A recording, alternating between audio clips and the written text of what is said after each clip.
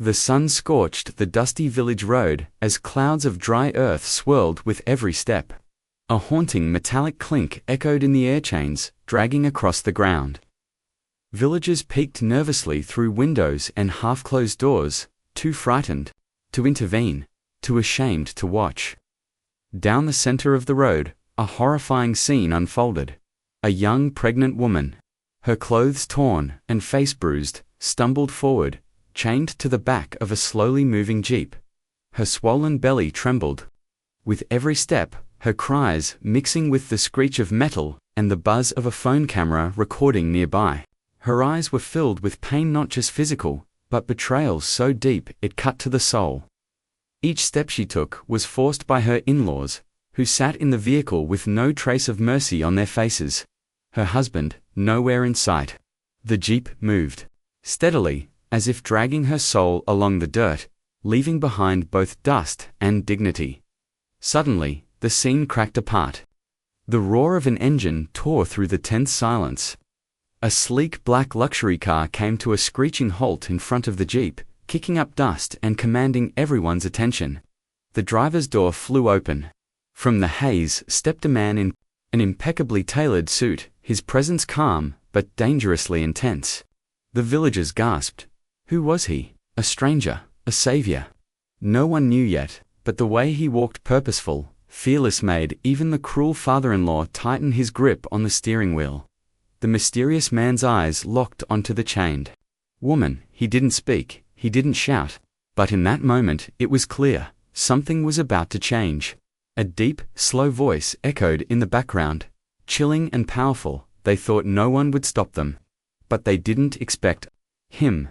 Aisha had always been the kind of girl who found joy in simple things: flowers growing in the cracks of the pavement, the laughter of children, the scent of freshly baked bread wafting through the alleys of her modest neighborhood. Born into a loving but middle-class family, she was raised on values of kindness, resilience, and hope. Her parents, both schoolteachers, instilled in her a belief that real love could overcome any obstacle. That belief was what led her to Rayyan. He had appeared like something out of a dream, charming, soft-spoken, and different from the arrogant, privileged boys she had grown used to avoiding. Rayyan was the only son of a wealthy industrialist family, yet he carried none of the pride or entitlement that often came with such a background. At least, that's what Aisha had thought. Their connection was immediate and intense, blossoming from long conversations and stolen moments into a full-blown romance. When Rayyan proposed marriage, defying his parents' wishes, Aisha believed she had found a partner who would stand by her side against the world. The early days of their marriage were everything Aisha had hoped for: warm, full of laughter, and filled with promises for the future. Rayyan took her on trips, brought her small, thoughtful gifts, and shielded her from his family's disapproving glares. But as soon as Aisha became pregnant, the warmth began to fade. It started subtlest, snide comments from her mother, suspicious glances, whispers behind closed doors. Then it escalated. The once private tension turned into open hostility. Her mother-in-law, a woman with a heart hardened by greed and class prejudice, began treating Aisha like a servant rather than a daughter-in-law. Her father-in-law said little, but his silence was laced with cold disdain. Tasks that once required help now had to be done alone: cooking, cleaning, fetching groceries. Even as her belly grew and her body tired, the household servants were instructed not to assist her. They followed those orders, not out of loyalty, but out of fear. The emotional abuse quickly morphed into something darker. The isolation was intentional. Aisha's phone was taken away under the guise of family control. Her visits to her own parents were restricted. Her room was moved to the servant quarters under the excuse that she needed rest. But there was no rest, only tears muffled into a pillow, and conversations held with her unborn child. She tried to explain the growing cruelty to Rayyan, but he had started to change too. At first, he listened with distant discomfort, brushing off her worries as misunderstandings. Then he became cold, distant, emotionally unavailable. His voice took on the same cold tone as his mother's, and his eyes no longer held the softness she once adored. When she begged him to intervene, he accused her of exaggerating. "You know how my mother is. Don't make things worse," he would say, as if her bruises were figments of her imagination. What Aisha didn't realize was that Rayhan too had fallen under his mother's influence completely. The same man who had once vowed to protect her was now complicit in her torment. His silence gave his parents more power, and they used it ruthlessly. Aisha started noticing that even the staff had turned against her. Her food would arrive late, sometimes cold, sometimes not at all. Her doctor appointments were cancelled without her knowledge. One night, when she fainted in the kitchen due to low blood pressure, no one came to help. She lay on the floor for hours, her pleas unanswered. That night marked a shift in her heart. The fear that had been building inside her for weeks finally turned to dreadnought just for herself. But for the fragile life growing inside her. She knew her baby was no longer safe in that house. The very people who were supposed to protect her were pushing her toward the edge of destruction. Her dreams of a happy home had shattered, but her instinct to survive for her child had only grown stronger. Desperation crept into her daily routine. She began writing down everything that was happening in a secret journal she hid behind a loose tile in the bathroom. Every slap, every insult, every deliberate attempt to weaken her. She hoped that one day, if something terrible happened, someone would find the truth. Her parents remained unaware, as she knew they would storm the house and make things worse. She had no friends left to call. Her world had shrunk to a prison, and every day felt like a countdown to something irreversible. Aisha wasn't just afraid of being unloved anymore, she was afraid of not surviving at all. And the most terrifying part was that Rayhan, the man she once believed would fight for her, was the one letting it happen. Zion was not born into wealth, nor did he inherit a legacy of fortune. Everything he had, he earned with sweat, sacrifice, and unrelenting perseverance.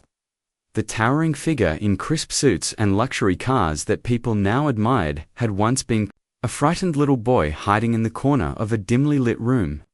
Watching his mother cry quietly under the weight of his father's fury. Domestic abuse had been the language of his childhood, each day unpredictable, each night filled with muffled sobs and broken plates. But Zion had made a vow to himself as a teenager that he would never become like his father, and that one day, when he had power, he would use it to protect those who had no one to protect them. That vow became his driving force. He studied harder than anyone around him, worked 2 jobs while attending university, and eventually launched a startup that exploded into one of the country's top logistics firms.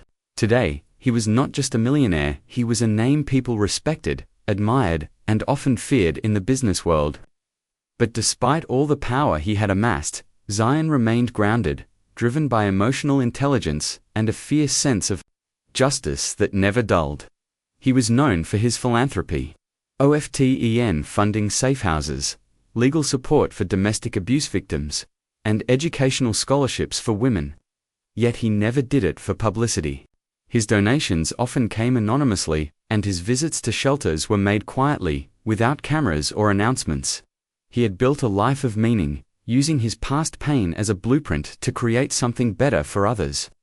A few months ago, during a routine checkup at a local clinic on the outskirts of a rural district where one of his outreach programs was launching, Zion had crossed paths with Aisha. She was waiting in line, gently offering her seat to an older woman, despite looking visibly unwell herself. Something about her face, gentle but heavy with unspoken pain, had struck him. They had exchanged only a few polite words, but her warmth stayed with him. He never asked her name, but the memory lingered in the back of his mind like a soft light that refused to go out. Weeks passed, and life moved on. Until one afternoon, while reviewing reports in his car during a countryside drive to inspect a new charitable housing project, Zion overheard something disturbing from a roadside tea stall. The vendor and a group of men were whispering about a pregnant girl being punished by her in-laws in a nearby village. The words used were coarse, but the implications were chilling. "They're dragging her around the road, chained to a jeep," one man muttered, almost casually. Zion's hands froze. Something inside him ignited a primal, furious alarm. That drowned out all logic. He didn't ask for names. He didn't wait for confirmation. His instinct had never failed him before, and this time it screamed for him to act. Without hesitation, he jumped back into his car, following the directions the vendor nervously pointed out. As he sped through narrow lanes and bumpy roads, fragments of his past flashed before his eyes, the bruises on his mother's arm, the look of helplessness she wore for years, and the memory of standing outside locked doors, too small to help. When he reached the village, he wasn't expecting to be so deeply shaken. The sight before him was like something out of a nightmare. A woman, clearly pregnant, clearly in pain, was stumbling forward, bound in chains to a jeep crawling along the road. Dust coated her clothes, tears streaked her cheeks, and the sun bore down mercilessly on her broken form. Villagers stood around, silent, complicit in their fear. But what caught Zion completely off guard was her face. It was her, the same woman from the clinic. That brief encounter had returned in full force, and now it wasn't just about principle or justice, it was personal. Rage, sorrow, and determination surged through his veins as he slammed the brakes. His luxury vehicle cutting across the road, blocking the jeep's path. He didn't know what the outcome would be. He didn't care. All he knew was that no one was going to hurt this woman while he was breathing. The chains might have been around her ankles, but the shame, the cruelty, the silence, they were wrapped around everyone's soul. And Zion had arrived to break every single one of them. The tension in the house had been building like a thunderstorm ready to explode. Aisha, once timid and reserved under the weight of abuse, had begun showing quiet defiance. She no longer lowered her gaze every time her mother-in-law spoke with venom. And though her voice was soft, it had started carrying the edge of a woman who had endured too much and had nothing left to fear. She asked questions. She refused to take medicine given to her without explanation. She began locking her room. Small things, but to the in-laws, they were signs of rebellion, insult to their authority. In their eyes, Aisha's newfound courage was disrespect, and disrespect had to be punished. Her mother-in-law, a woman obsessed with dominance, conspired with her husband and son in hushed conversations. She needs to be taught her place, she spat. She thinks her child gives her power. Let's remind her who's in charge. And so, their sinister plan was born not just to intimidate Aisha, but to humiliate her so deeply that she would never dare speak again. That morning, the house was eerily quiet. The servants avoided her, her husband Rayyan wouldn't meet her eyes, and the family gathered in the living room under the pretense of having tea. When Aisha walked in, exhausted and already anxious from the cold stares, the trap was sprung. Her father-in-law grabbed her by the arm, his grip bruising her skin, while her mother-in-law screamed insults, calling her a disgrace to their family. Before she could react, two of the house staff dragged her outside, ignoring her terrified screams. A chaincolt, heavy and rusted, was produced, and within seconds it was locked tightly around her ankles and fastened to the rear bumper of the family's jeep. The chain clinked against the pavement as she tried to resist, but the strength of 3 men against her frail pregnant body made resistance futile. The sun glared down mercilessly, casting sharp shadows across the village road. Aisha was pushed forward, stumbling onto her knees, her breath quick and shallow from fear. "Walk," the father-in-law ordered, starting the engine. The jeep jolted forward slightly, pulling the chain, and with it, Aisha. The villagers nearby were drawn by the noise, the shouts, the rattling metal, the unmistakable cruelty, but fear kept them still. Some watched silently from behind doors and walls, others from rooftops, peeking through curtains. A few younger men, phones in hand, began recording the scene, thinking only of the views they might earn, not of the life unraveling in front of them. Children were ushered away. Elderly neighbors muttered prayers, but no one stepped forward. To stop it, the jeep began to move slowly, deliberately, dragging the chain taut with each inch. Aisha struggled to stay on her feet, her sandals slipping on the dust-coated road, her swollen belly pulling her forward. The pain from her legs was nothing compared to the terror clawing through her chest. Her cries pierced the air, pleading, broken, desperate. "Please, please stop, I'm pregnant. She screamed, but the words only seemed to fuel the cruelty of those seated in the vehicle. Her mother-in-law laughed, a sound so devoid of humanity it sent chills down spines even in the heat. "The village, see what happens to women who defy their elders," she shouted, her voice rising above the noise. This wasn't a scare tactic anymore. This wasn't about teaching a lesson. It was an execution of her dignity. A public act of psychological destruction meant to break her spirit beyond repair. Aya's knees bled as they scraped against the road. Dust filled her eyes, clung to her lips, her hair, her skin. Her lungs burned from screaming. She could no longer tell what hurt more, her body or the betrayal that surrounded her. She had once walked this very path with Ryan, hand in hand, dreaming of their child's future. Now she was being dragged across it, treated like an animal. And he wasn't even looking back. And still, the village stood silent. Even those who wept behind their curtains dared not open their doors. The jeep crawled forward, inch by cruel inch. The chain tightened again. Aisha fell forward, scraping her palms. Her body trembled. She could feel her baby moving inside her, maybe in fear, maybe in pain, she didn't know. She thought this was it. She thought she might die like this.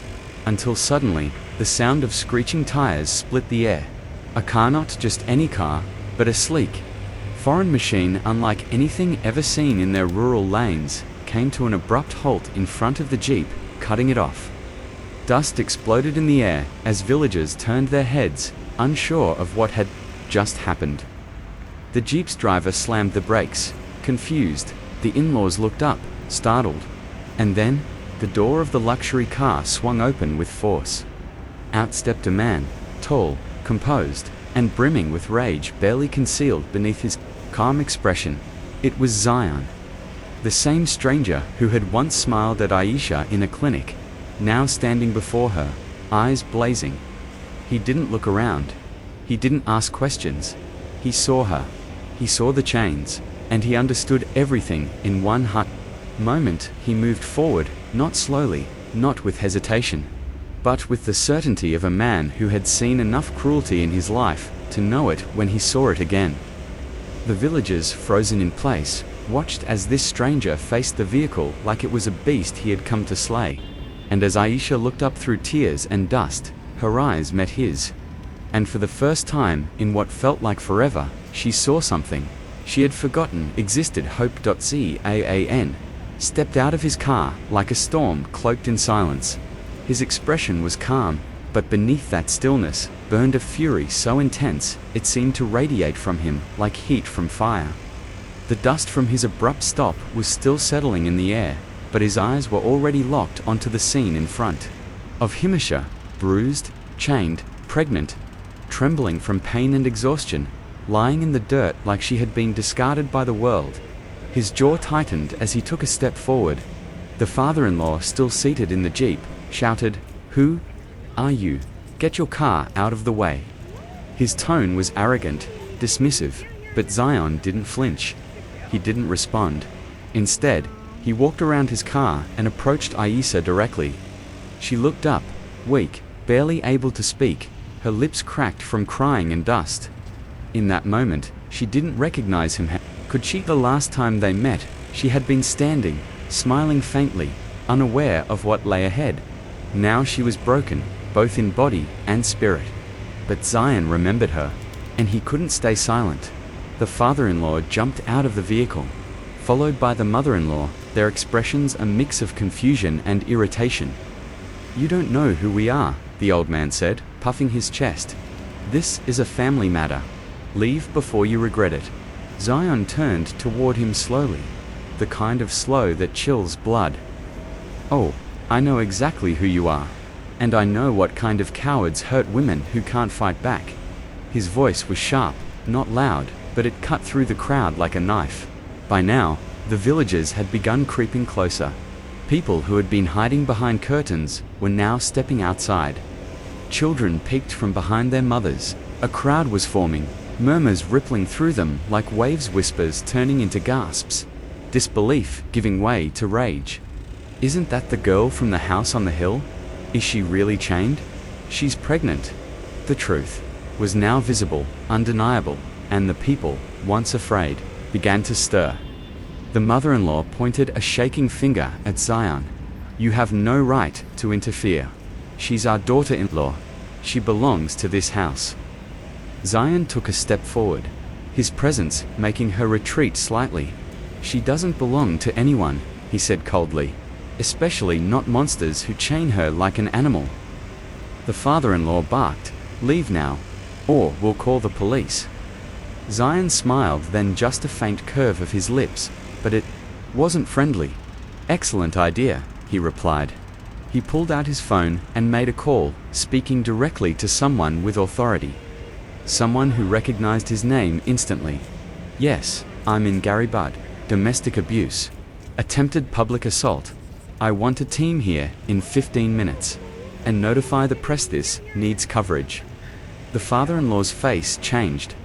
That name's Zion Khan wasn't just any name. It was a name that commanded attention. It was a name that could ruin reputations. The mother-in-law grabbed her husband's arm, whispering, "He's serious. Do something." But Zion was already moving. He knelt beside Aisha, his hand gentle, as he pushed her hair away from her face. "I'm going to get these off you," he whispered. She tried to speak, but her voice cracked. "Why? Are you helping me?" Zion didn't answer. He reached into his coat, pulled out a multi-purpose tool, and began working on the chain lock. His fingers were steady despite the adrenaline pumping through his veins. With a few clicks, the lock gave way, and the chains fell to the ground with a heavy clink. Aisha whimpered, not in fear now, but in disbelief. He wrapped his coat around her shoulders and gently helped her sit up, shielding her from the eyes of the crowd. "You're safe now," he said softly. "They won't touch you again." The in-laws panicked, realizing they were losing control.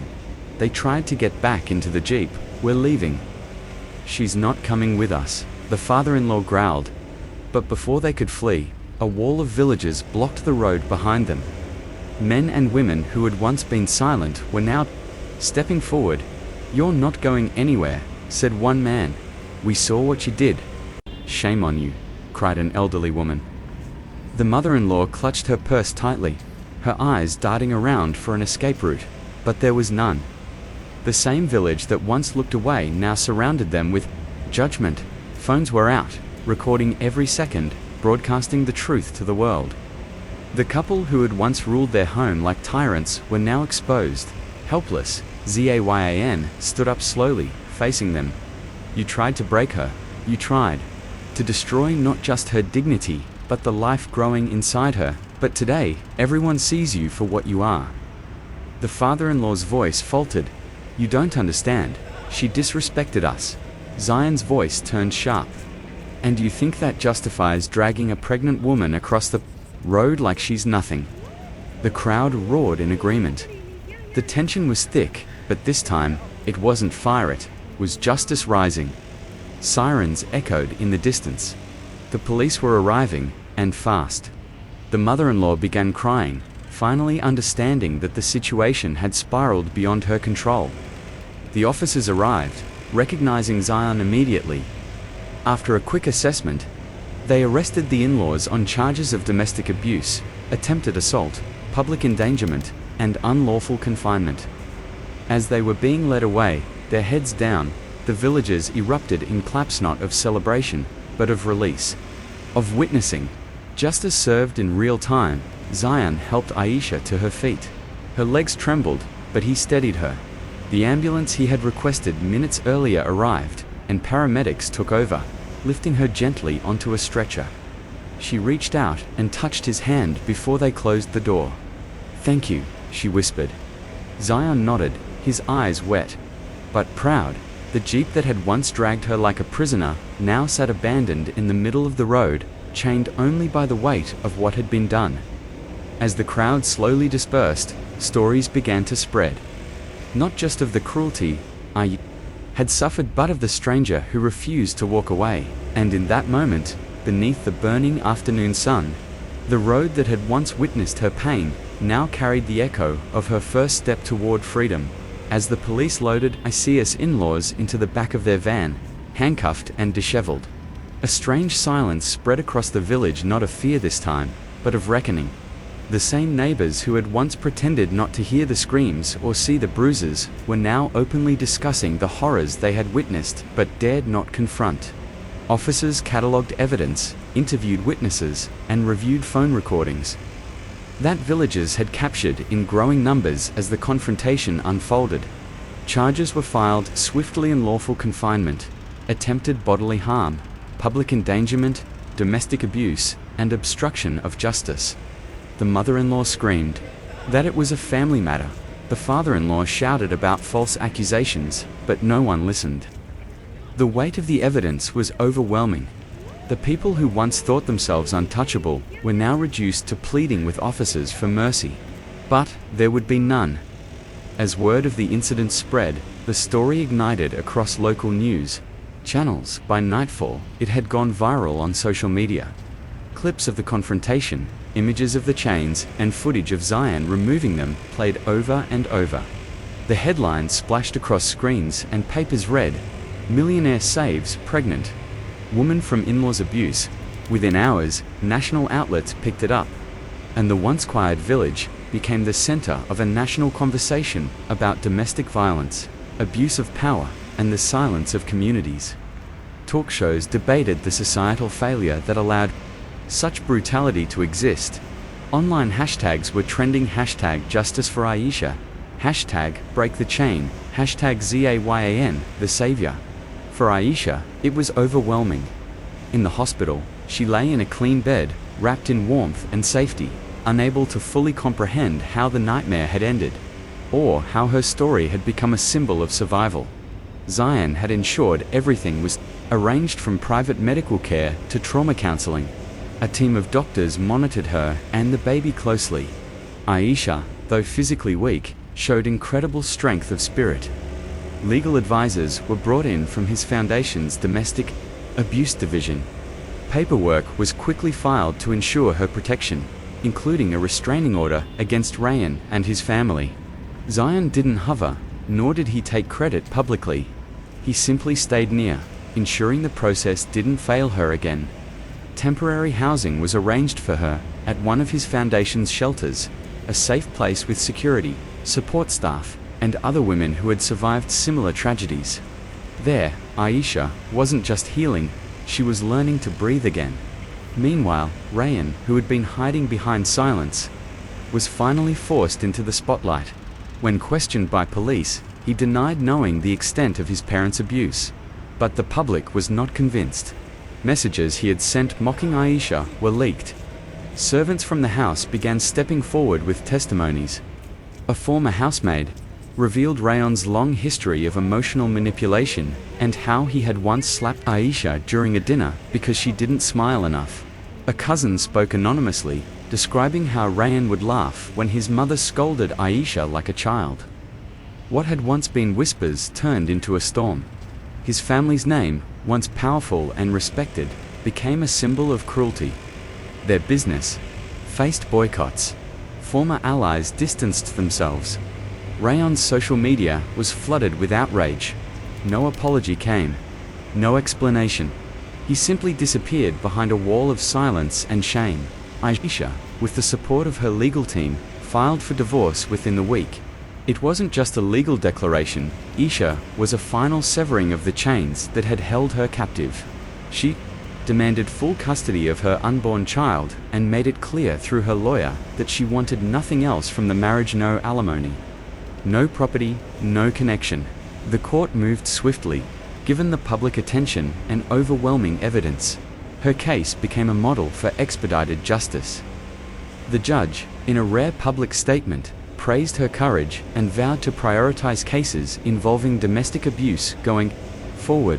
Aisha's voice, once silenced within the walls of a lavish but cruel home, now resonated in courtrooms and on news platforms, inspiring other women to speak up. Some of them came from the very same village. Stories poured out of daughters-in-law locked in storerooms, wives denied food, girls forced into silence. The authorities launched an investigation into domestic abuse patterns across the region. But through all of it, Aisha stayed grounded. She wasn't chasing fame or pity. She simply wanted to live a life free of fear, to bring her child into a world that was safer than the one she had known. Her courage had sparked a revolution of conscience. Her quiet strength had become louder than the screams the village once ignored. And while the world debated, reacted, and shared her story, she focused on healing, step by step, breath by breath. No longer a victim, but a survivor, finally writing her own ending. Aisha's recovery was not a straight path, it was a winding journey of pain, reflection, and slow rebuilding. The physical wounds faded first. The bruises on her legs, the scrapes on her arms, and the soreness in her muscles healed with medical care, rest, and the quiet environment of the safe home provided by Zion's foundation. But the deeper wounds, the ones etched into her heart and mind, took much longer. She struggled with guilt, wondering if she had somehow brought the pain upon herself by trusting too easily, by not speaking out earlier, by trying to hold her marriage together even when it was falling apart. But every time those thoughts threatened to consume her, she reminded herself of one truth: she had survived, and now she owed it to herself. And now she owed it to herself and her child to not just exist, but to live. Therapy became her sanctuary. In weekly sessions with a soft-spoken counselor, she learned to unravel the trauma that had held her hostage. She cried, sometimes for hours, sometimes for minutes that felt like lifetimes. She rediscovered her voice in support groups with other women who had suffered similar fates, each story different, yet painfully familiar. They became a circle of strength for each other. Together, they shared memories, coping strategies, and dreams. Slowly, Aisha began to breathe more freely. Her shoulders relaxed. Her eyes, once dulled with fear, began to hold light again. Zion visited occasionally, always respectful of her space, never overstaying. He didn't come bearing gifts or promises, just quiet support and updates on her legal case or foundation services.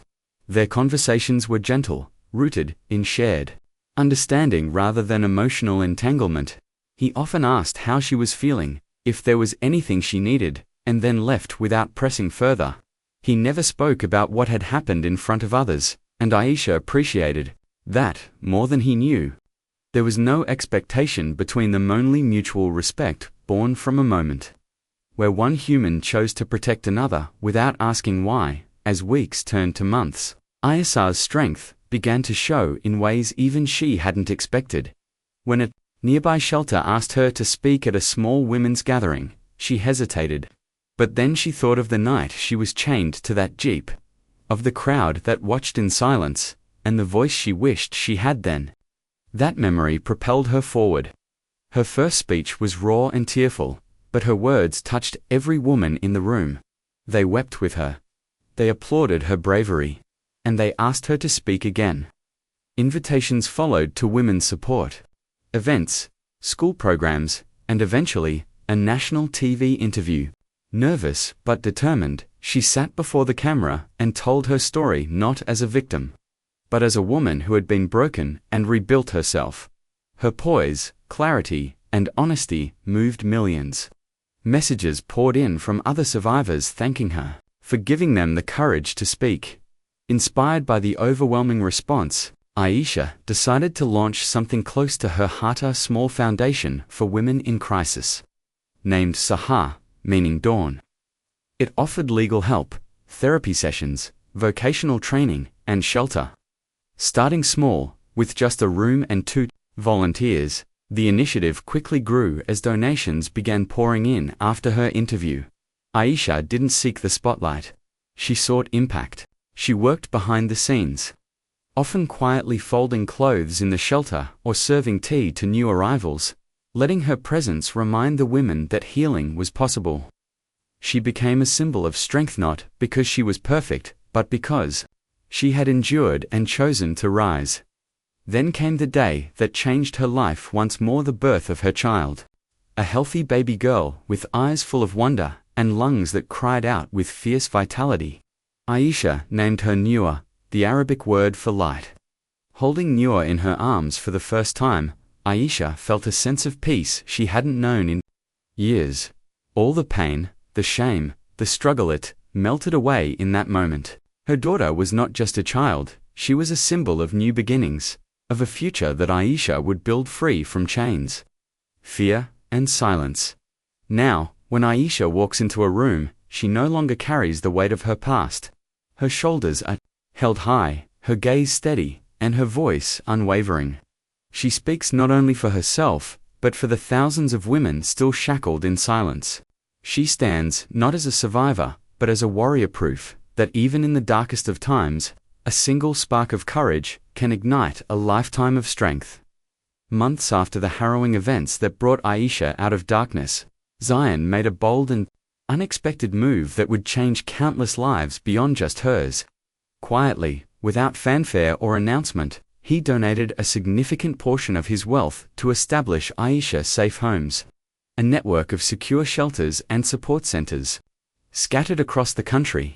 These homes were designed to offer refuge, legal assistance, counseling, and vocational training for women trapped in cycles of abuse.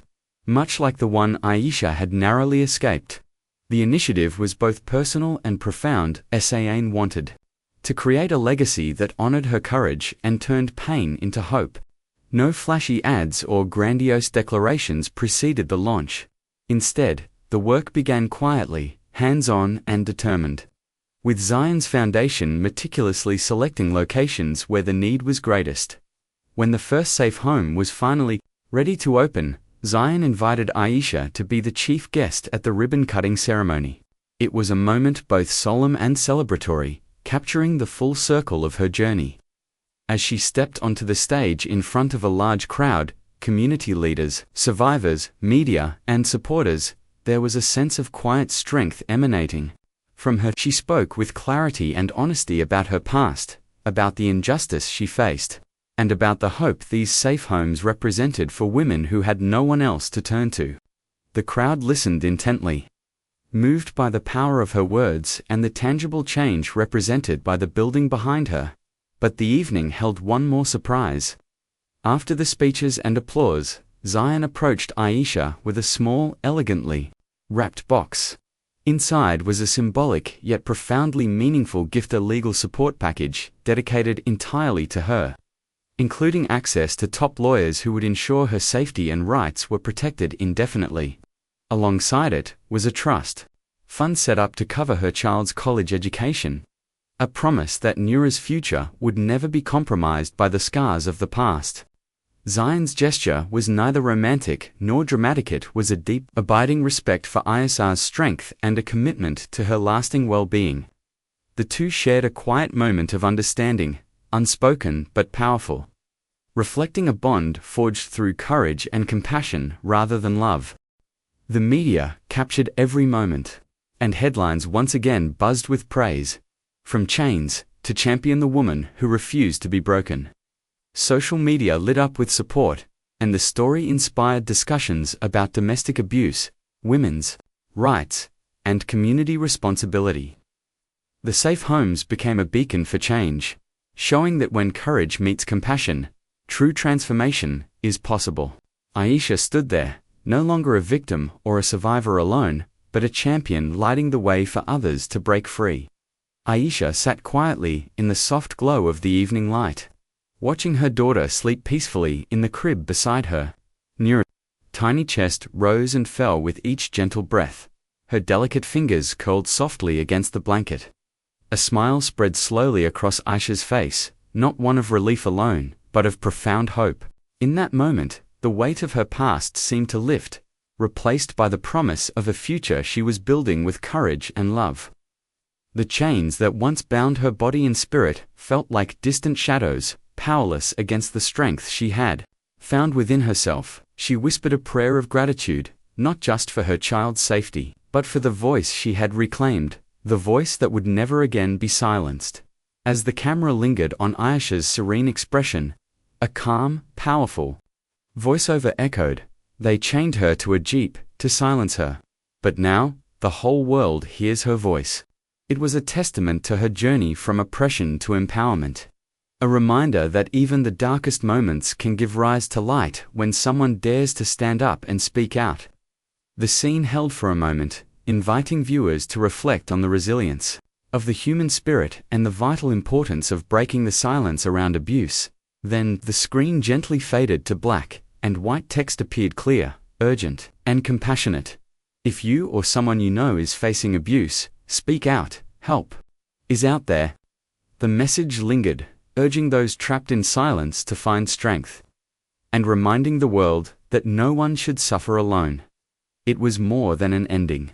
It was a call to action, a beacon of hope, and a powerful reminder that change begins when voices rise and hearts unite.